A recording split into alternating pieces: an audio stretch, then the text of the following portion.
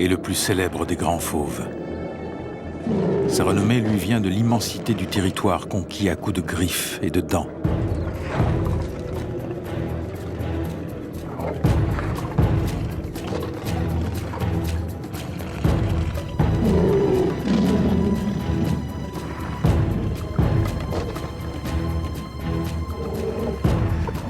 Avant l'homme moderne, le roi des animaux régnait sur l'Europe, l'Asie et l'Afrique.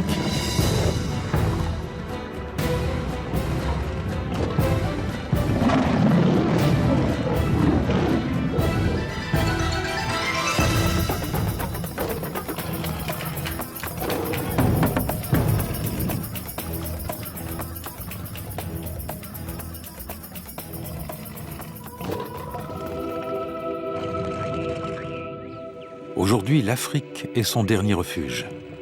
À la frontière du Kenya et de la Tanzanie, il partage sa terre avec les Maasai. Un peuple de pasteurs nomades dont les troupeaux de bétail constituent le seul bien qu'ils doivent défendre contre l'appétit des grands fauves. Ici, entre l'homme et le lion, la concurrence est demeurée redoutable. À 8 ans, Oryou est déjà un héros parmi les siens. Car ce petit berger a survécu à l'attaque d'un lion. L'attaque a été terrible. Le lion s'est acharné sur lui avec une violence incroyable. Regardez, il a des traces de griffes et de morsures sur tout le corps. C'est extraordinaire qu'il soit encore en vie, un miracle. Et il n'a même pas eu peur. C'est vrai, j'ai pas eu le temps d'avoir peur.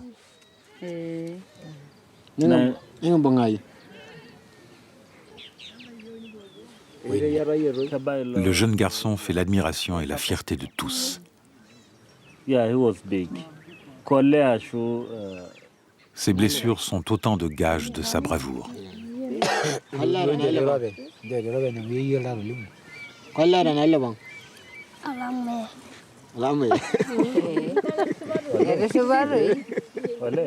Les Maasai ont toujours chassé le lion. Mais eux n'ont jamais cherché à l'exterminer, car il était sacré. Symbole de la fertilité des terres, le lion garantissait la survie du bétail. Oryou a fait face au grand fauve. Il deviendra un grand guerrier. En attendant, il regarde avec envie ses aînés, les moranes, partir chasser. Ils restent en groupe, car ils risquent à tout moment de rencontrer leur redoutable rival. Mais cette perspective ne les effraie pas. Dès leur plus jeune âge, ils y sont préparés.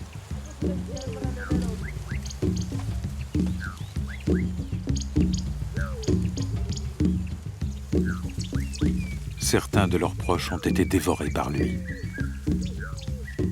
Et ils ont tous en mémoire les récits victorieux des valeureux combattants qui l'ont affronté. Il n'y a pas si longtemps, pour devenir un homme, les jeunes Maasai devaient tuer un lion lors d'une cérémonie initiatique. En cas de victoire, ils célébraient par des chants et des danses leur passage à l'âge adulte. Mais désormais, le lion est protégé. Officiellement, seuls subsistent les témoignages des anciens.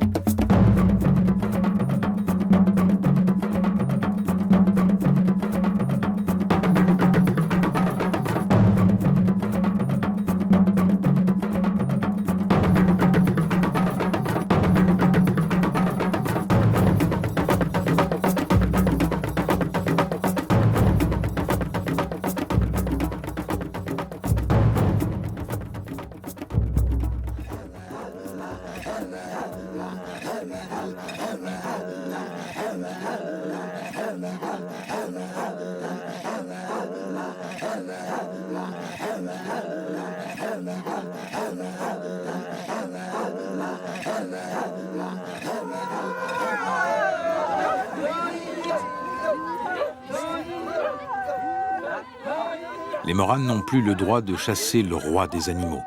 Pourtant, les crinières de lion qui ornent la tête de certains guerriers semblent très récentes.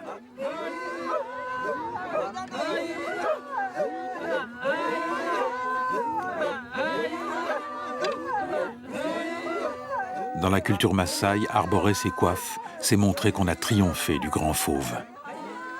Preuve évidente que de nos jours, des affrontements ont toujours lieu.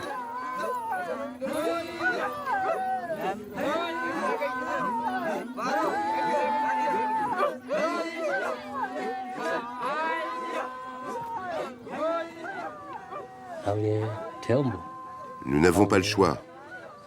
Nous devons nous défendre et protéger nos troupeaux. C'est notre survie qui est en jeu, et celle de nos enfants. Alors nous tuons des lions. Même si ce fauve représente un réel danger, les paroles d'Urga, le sorcier du village, résonnent comme un prétexte. Car pour son peuple, vaincre le lion est moins une nécessité vitale qu'un besoin culturel. Urga concocte donc régulièrement une précieuse potion destinée aux chasseurs.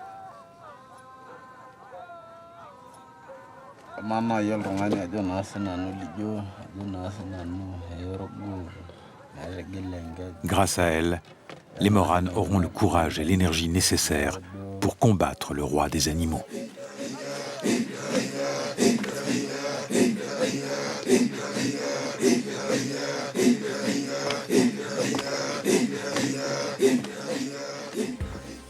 Pour bon nombre d'Occidentaux, un face-à-face sans armes avec le roi des animaux demeure un fantasme. Mais certains, comme Mike Penman, ne résistent pas à l'envie de passer à l'acte. Ces lions semblent relativement paisibles. Ils se contentent de nous observer. Je vais sortir discrètement de ce côté en prenant soin de cacher mon corps derrière la voiture. Une fois qu'ils seront habitués à me voir à l'extérieur de mon véhicule, je vais me mettre à quatre pattes et ramper vers eux. Ça devrait créer une situation intéressante. J'espère pas trop intéressante.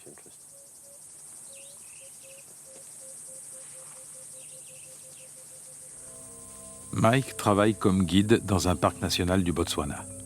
Ses collègues pensent qu'il ne fera pas de vieux os dans ce métier s'il persiste dans ce genre de défi. Des deux lions dont Mike ose troubler la paix, un seul, le plus courageux, décide de relever le gant. L'autre préfère regarder ça de plus loin.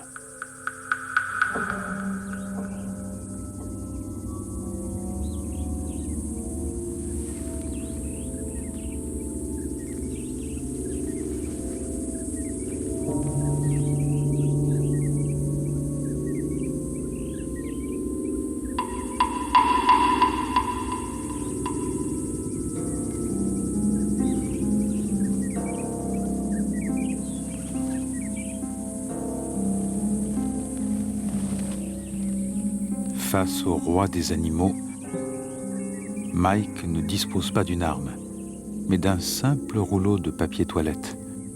Si le lion attaque, il lui jettera la figure, dans l'espoir de créer une courte diversion qui lui permettra de regagner sa voiture. Mais il sait que cette ruse, un peu dérisoire, ne réussit pas toujours.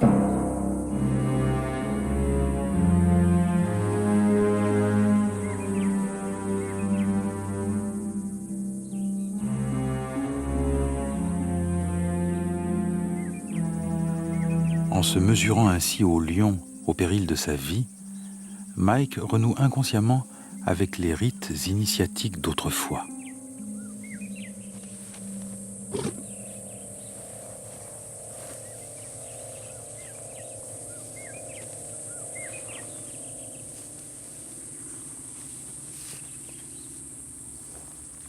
De temps en temps, le fauve fouette l'air de sa queue, signe qu'il perçoit Mike comme un danger potentiel.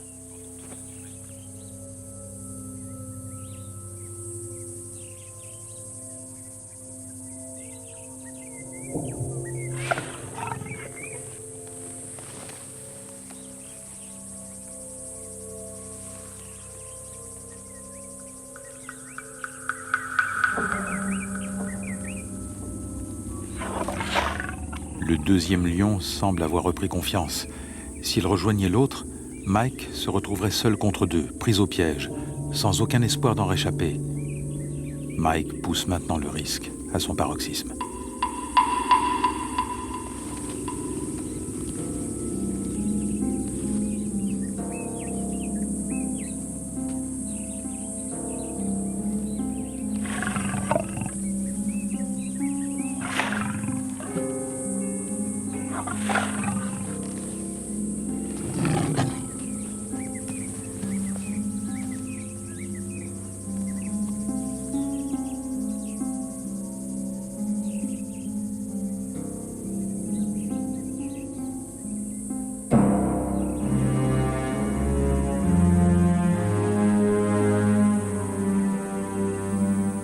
Aujourd'hui, Mike sort sain et sauf de sa folle confrontation. Mais la prochaine fois, lorsqu'il s'agit de se mesurer au roi des animaux, la fascination l'emporte sur la raison.